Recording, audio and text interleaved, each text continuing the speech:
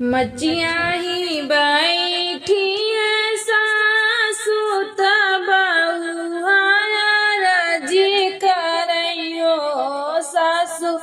हमहू जे रहबै बरतिया जीउतिया गढ़वा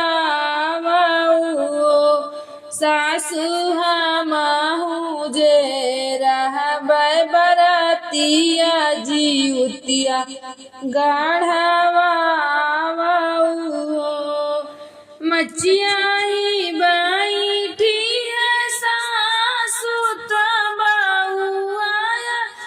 रजी करैयो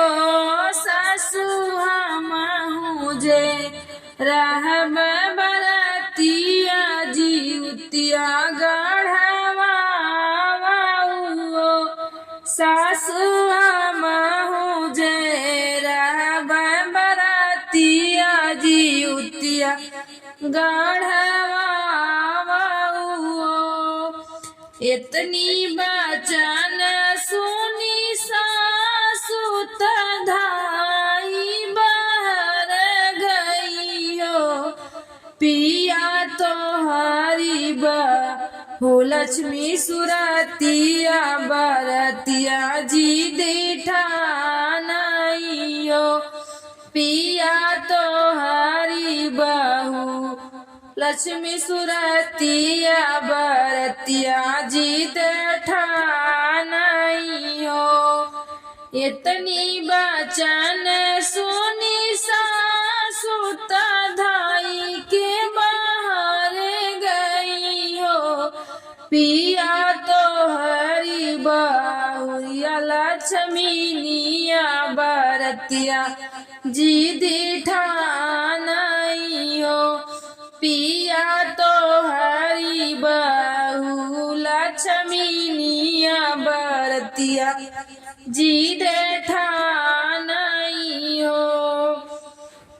इतनी बचन सुनी ससुर तधाई बाजार गए हो सोनरा गढ़ी देऊ सोने का जीउतिया बहुरिया व्रत रखी आइयो सोनरा गढ़ी देऊ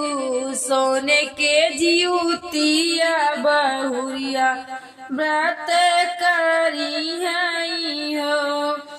इतनी बचन सुनी ससुर तधाई बाजार गए हो सोनरा गढ़ी देऊ सोने के जीउतिया बहुरिया व्रत रखी हो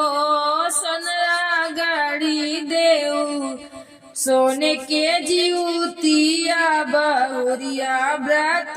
करी हो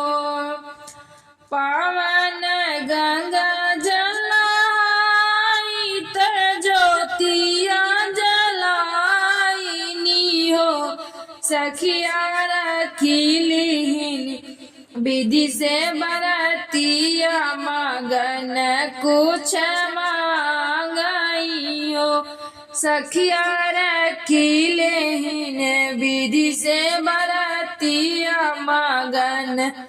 कुछ मांगई हो पावन गंगा जल नहाई त ज्योति या जलाइनी हो सखिया रखिलेन विधि से बरतिया मगन कुछ मांगई हो सखिया रखिलीन विधि से बरतिया मगन कुछ मांगई हो जैसे जगाया बाबा को खिया जन्म जोगे बाढ़ाइयो बाबा बनी रहे कुल की उमरिया तहसी किल करिया बाबा बनी रहे कुल की उमर त हंसी किला करिया बाबा बाढ़ पुत से पतोहिया तो नाती से नातोहियानु बाबा बाढ़ई पुत से पतोहिया त नाती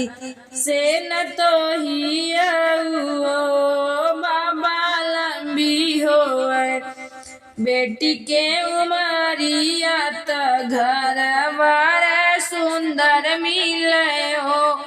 बाबा लंबी होए बेटी के उमरिया त घर